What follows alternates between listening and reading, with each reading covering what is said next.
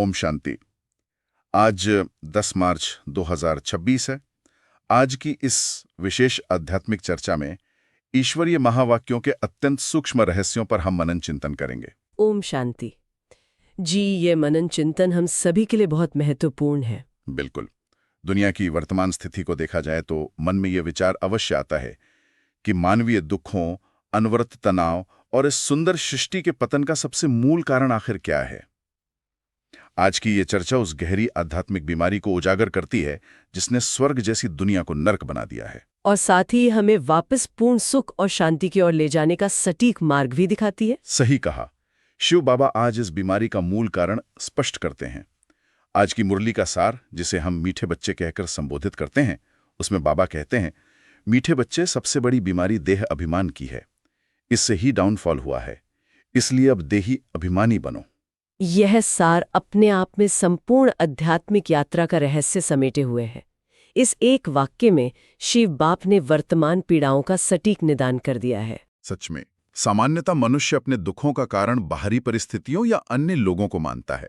जी, लेकिन यहाँ स्पष्ट किया गया है कि पतन का वास्तविक कारण कोई बाहरी शक्ति नहीं है। ये स्वयं को भूल जाने की एक आंतरिक बीमारी है। देह अभिमान को मात्र एक साधारण मानवीय कमजोरी नहीं कहा गया, बल्कि इसे सबसे बड़ी बीमारी कहा गया है। एक ऐसी बीमारी जहां चैतन्य आत्मा स्वयं को यह हाड़ मांस का शरीर मान बैठती है। बिल्कुल, और इसी गलत पहचान से जीवन में सारे दुखों का प्रवेश होता है। ये दृष्टिकोण मानव मनोविज्ञान को देखने का एक बिल्कुल नया नजरिया देता है। इस बीमारी का इलाज भी शिव बाबा ने बहुत ही स्पष्ट शब्दों में बताया है। जी, आज के प्रश्न और उत्तर में ये बात बहुत गहराई से सामने आती है। तो आज का प्रश्न है, तुम बच्चों की कर्मातीत अवस्था कब होगी? और बाबा इसका बहुत सुंदर उत्तर देते हैं। उत्तर है, जब योग बल से कर्म भोग पर विजय प्राप्त करेंगे, पूरा देही अभिमानी बनेंगे। ये देह अभिमान का ही रोग सबसे बड़ा है, इससे दुनिया पतित हुई है। देही अभिमानी बनो तो वो खुशी, वो नशा रहे, चलन भी सुधरे। इस उत्तर में कर्मातीत अवस्था और कर्म भोग, ये दो शब्द आए हैं। इन्हें गहराई से समझना बहुत आवश्यक है। मैं सोचता हूं कि कर्मातीत अवस्था का अर्थ वो मानसिक स्थिति है जहां कोई भी कर्म आत्मा को बांधता नहीं है। सही कहा। वो स्थिति जहां आत्मा पूरी तरह से स्वतंत्र, हल्की और निर्लेप हो जाती है। जन्म जन्मांतर के कर्मों का जो भारी बोझ आत्मा लेकर चल रही है, उसे ही कर्म भोग कहा जाता है। और ये कर्म भोग केवल शारीरिक बीमारियों के रूप में ही सामने नहीं आता। बिल्कुल नहीं, ये मानसिक पीड़ा, संबंधों के टकराव और स्वभाव की कमजोरियों के रूप में भी सामने आता है। ये जानना अत्यंत रोचक है कि इस भारी बोझ को किसी भौतिक साधन से समाप्त नहीं किया जा सकता। इसे केवल योग बल से ही समाप्त किया जा सकता है। जी, योग बल का अर्थ है स्वयं को एक चैतन्य ज्योति बिंदु आत्मा निश्चय कर परम पिता परमात्मा की शुद्ध याद में टिकना। जब आत्मा स्मृति में रहती है, तभी असली खुशी का अनुभव होता है। और ये खुशी इतनी शक्तिशाली होती है कि चलन स्वतः ही सुधर जाती है। लेकिन यहाँ एक बहुत बड़ा सवाल खड़ा होता है, देह अभिमान रूपी इस रोग के कारण दुनिया पतित कैसे हुई? ये विचार करने की बात है। वो आत्माएं जो कभी 16 कला संपूर्ण थीं, सर्वगुण संपन्न थीं, उनका ये पतन कैसे हुआ? शिव बाबा हमें याद दिलाते हैं कि सतयुग में स्थिति हीरे के समान अमूल्य थी, जो आज कौड़ी तुल्य हो गई है। इस भारी गिरावट को, इस डाउनफॉल को हम एक बहुत ही व्यवहारिक उपमा से समझ सकते हैं।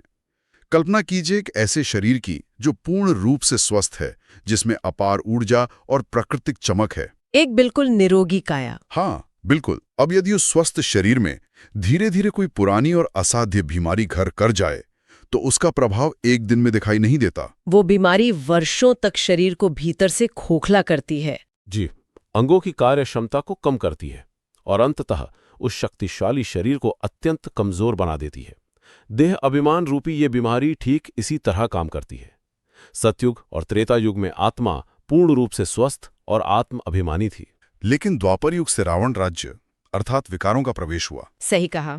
84 जन्मों की सीढ़ी उतरते हुए इस देह अभिमान ने आत्मा की पवित्रता और उसके ईश्वरीय गुणों को धीरे धीरे क्षीण कर दिया। आज कलयुग के अंत में आत्मा उसी पुरानी बीमारी से ग्रसित होकर एक प्रकार से आध्यात्मिक कोमा की स्थिति में पहुंच गई है। ये उपमा बहुत स्पष्ट कर देती है कि ये पतन अचानक नहीं हुआ है। शिव बाबा सच्ची हिस्ट्री ज्योग्राफी का ज्ञान भी देते हैं। बाबा समझाते हैं कि क्राइस्ट से 3000 वर्ष पहले भारत ही पैराडाइज था। भारत ही स्वर्ग था। जी, आज के विद्वान प्राचीन सभ्यताओं का अध्ययन तो करते हैं, लेकिन वे ये पूरी तरह नहीं समझते कि भारत इतना साहूकार कैसे था और फिर वर्थ नॉट ए पेनी यानी कौड़ी तुल्य कैसे बन गया। आधुनिक शिक्षा की ये सबसे बड़ी सीमा है कि वे केवल भौतिक अवशेषों के आधार पर इतिहास का निर्माण करते हैं। वे आत्मा की स्थिति के इतिहास को नहीं जानते। बिल्कुल, शिव बाबा यह रहस्य खोलते हैं कि भारत में असीम संपदा होने का मूल कारण वहां रहने वाली आत्माओं का सतो प्रधान होना था। जब आत्मा पवित्र और आत्म अभिमानी होती है तो प्रकृति भी पूर्ण सुख प्रदान करती है। लेकिन जैसे ही आत्मा ने स्वयं को केवल शरीर मानना शुरू किया, मैं और मेरा की सीमित भावना से टकराव और युद्ध उत्पन्न हुए। और यही वो मूल कारण है जिससे हीरे जैसी दुनिया आज कौड़ी तुल्य बन गई है। शिवबाब अब पुनः हमें आत्माभिमानी स्थिति में स्थित होने की विधि बताते हैं। इसी संदर्भ में मातेश्वरी जी यानी मम्मा के अनमोल महावाक्यों पर विचार करना बहुत ज्ञानवर्धक है। हाँ, मम्मा के महावाक्य बहुत स्पष्टता लाते हैं। समाज में अक्सर ये माना जाता है कि सतोगुण, रजोगुण और तमोगुण ये तीनों गुण सृष्टि में एक साथ चलते रहते हैं। जी, लेकिन मम्मा इस गलतफहमी को बहुत तार्किक ढंग से दूर करती हैं। वे पूछती हैं कि क्या ये संभव है कि तीनों गुण एक साथ चलें? इसे दिन और रात के चक्र से आसानी से समझा जा सकता है। जब दिन का प्रकाश होता है तब रात का अंधकार नहीं हो सकता। बिल्कुल, दिन और रात एक साथ अस्तित्व में नहीं रह सकते। इसी प्रकार जब सतयुग का समय है तो वो पूरी तरह से सतोगुणी है। वहां रजो या तमोगुण का नाम निशान नहीं होता। सत्य और असत्य को मिलाया नहीं जा सकता। मम्मा ये भी समझाती हैं कि सतोगुण का वास्तविक अर्थ क्या है। लोग मानते हैं कि सच बोलना या दान पुण्य करना ही सतोगुण है। ये एक बहुत ही सूक्ष्म अंतर है। जिसे दुनिया आज अच्छापन कहती है वो भी देह अभिमान के दायरे में ही आता है। सही बात है। मम्मा जिस सतोगुण की बात कर रही हैं उसका अर्थ है आत्मा की संपूर्ण पवित्रता और संपूर्ण सुख। वहां दुख, बीमारी या प्राकृतिक प्रकोप का कोई अंश मात्र भी नहीं होता। पूरी सृष्टि सतो प्रधान होती है। और इसके ठीक विपरीत आज की कलयुगी दुनिया है जिसे असार संसार कहा गया है। इस दुनिया को असार संसार कहने के पीछे क्या गहरा कारण है? सार का अर्थ है वो असली तत्व जिससे सुख और शांति का अनुभव होता है। इस दुनिया को असार संसार इसलिए कहा गया है क्योंकि इसमें से वो असली सार खत्म हो गया है। आज भौतिक विकास चरम पर है लेकिन शांति नहीं है। जी, रिश्तों में प्रेम के बजाय स्वार्थ आ गया है। इस संसार में 5 भूतों काम, क्रोध, लोभ, मोह और अहंकार का प्रवेश हो चुका है। इन विकारों के कारण ही ये दुनिया एक भय का सागर बन गई है। हर कोई किसी न किसी भय में जी रहा है।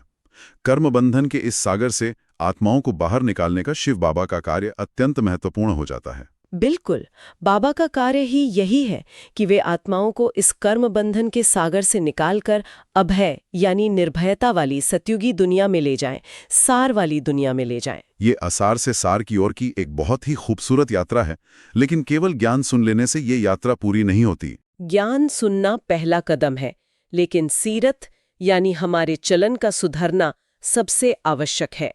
देही अभिमानी बनने में बड़ी मेहनत है। शिव बाबा समझाते हैं कि जब आत्मा देह अभिमान में आती है तभी उसमें क्रोध, लड़ना झगड़ना और बंदरपना आता है। ये बंदरपना शब्द वर्तमान स्थिति को बहुत सटीकता से दर्शाता है। बंदरपना शब्द का बहुत गहरा अर्थ है। जैसे एक बंदर कभी शांत नहीं बैठता, वो चंचल होता है, उसी प्रकार देह अभिमान में फंसी आत्मा का मन निरंतर अशांत रहता है। कभी अतीत के पछतावे में तो कभी भविष्य की चिंताओं में। जी, मन की यही चंचलता आत्मा को एकाग्र नहीं होने देती। बात बात पर क्रोध आना आज सामान्य स्वभाव बन गया है। इस चंचलता को शांत करने का एक ही अचूक मंत्र शिव बाबा देते हैं, मामेकम याद करो। देह अभिमान के पुराने रोग को नष्ट करने के लिए योग बल ही औषधि है। मामेकम का अर्थ है केवल एक मुझ परम पिता को याद करो। जब आत्मा निरंतर एक शिव बाप को याद करती है तब वह असीम शक्तियों को ग्रहण करती है। इसी योग बल से पुराने कर्म भोग चुकतू होते हैं और ये याद ही आत्मा के अंदर वो अथाह खुशी भर सकती है। इसी पुरुषार्थ को जीवन में उतारने के लिए बाबा ने धारणा के मुख्य बिंदु दिए हैं। पहला बिंदु है देह अभिमान के वशीभूत होकर कोई भी उल्टा सुल्टा कार्य नहीं करना है। देह अभिमानी बनने का पूरा पुरुषार्थ करना है और अपनी सीरत सुधारनी है। उल्टा सुल्टा कार्य का अर्थ है ईश्वरीय मर्यादाओं के विपरीत कर्म। देही अभिमान में स्वार्थ और अहंकार के वशीभूत होकर निर्णय लिए जाते हैं, जिससे कर्मों का बोझ ही बढ़ता है। जी। देही अभिमानी बनने का अर्थ है ये स्मृति रखना कि मैं एक शाश्वत आत्मा हूं, ये शरीर केवल एक वस्त्र है। तब कर्मों में निस्वार्थ भावना आती है और सीरत श्रेष्ठ बनने लगती है। धारणा का दूसरा बिंदु कहता है बहुत बहुत मीठा और शीतल बनना है। अंदर से क्रोध और मोह के भूतों को पूरी तरह निकाल देना है। यहाँ बाबा की वो उपमा याद आती है जहाँ नई दुनिया में शेर और बकरी भी एक साथ जल पीते हैं। शेर और बकरी की उपमा मानवीय प्रवृत्तियों के पूर्ण परिवर्तन का प्रतीक है। क्रोध का भूत आत्मा की शीतलता को जला देता है और मोह का भूत आत्मा को भयभीत बना देता है। शिव बाबा हमें इन दोनों भूतों को निकालकर मीठा बनने की शिक्षा दे रहे हैं। बिल्कुल। जब अंदर शांति होती है तो बाहर का वातावरण भी शांत हो जाता है। इसीलिए नई दुनिया में किसी को दुख देने का स्वभाव समाप्त हो जाता है। इस सारी गहरी चर्चा के बाद एक बहुत ही महत्वपूर्ण बात आती है कि इस ज्ञान का व्यावहारिक उपयोग क्या है। इसका व्यावहारिक अर्थ ये है कि यदि हम दिनचर्या में खुद को एक आत्मा समझकर दूसरों से व्यवहार करें तो व्यर्थ का तनाव और क्रोध तुरंत समाप्त हो जाएगा। जब हम दूसरों को भी एक आत्मा के रूप में देखते हैं जो अपना पाठ बजा रही हैं, तो हम एक साक्षी भाव रख पाते हैं। जी, और यही सच्ची कर्मातीत अवस्था की ओर पहला कदम है। ये हमें आज और अभी से स्वर्ग जैसी मानसिक शांति का अनुभव करा सकता है। कितनी सुंदर बात है। इसी श्रेष्ठ संकल्प के साथ अब हम आज की वरदान और स्लोगन की ओर बढ़ते हैं।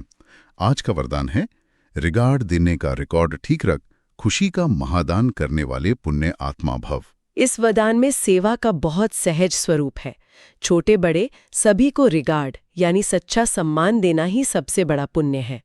इससे आत्माओं को आंतरिक खुशी मिलती है और निस्वार्थ भाव से खुशी देना ही सबसे बड़ा महादान है। आज का स्लोगन है, हर घड़ी को अंतिम घड़ी समझकर चलो तो एवर रेडी रहेंगे। यह हमें समय के प्रति जागरूक बनाता है। एवर रेडी रहने का अर्थ है कि हम मनमुटाव ना रखें, हिसाब किताब चुकतू रखें और परमात्मा से कनेक्शन जोड़े रखें। इसी निश्चय को पक्का करने के लिए आज का अव्यक्त इशारा है, निश्चय के फाउंडेशन को मजबूत कर सदा निर्भय और निश्चिंत रहो। बाबा ने सुबह से रात तक अपना फिक्स प्रोग्राम और डेली डायरी बनाने को कहा है, क्योंकि जिम्मेदार आत्माओं की दिनचर्या हमेशा सेट होती है। अनुशासन ही सबसे बड़ा अंतर लाता है। जब हमारी दिनचर्या फिक्स होती है तो हमारा समय व्यर्थ नहीं जाता और हम सदा निर्भय और निश्चिंत रहते हैं। इस आध्यात्मिक यात्रा को आगे बढ़ाने के लिए यह विचार करने योग्य बात है कि यदि हर आत्मा खुद को इस दुनिया में केवल एक मेहमान और इस शरीर को एक अस्थायी साधन मात्र समझे, तो क्या हमारे सारे आपसी टकराव पल भर में समाप्त नहीं हो जाएंगे? इस विचार को आज अपने साथ लेकर चलें। जी बिल्कुल। ओम शांति।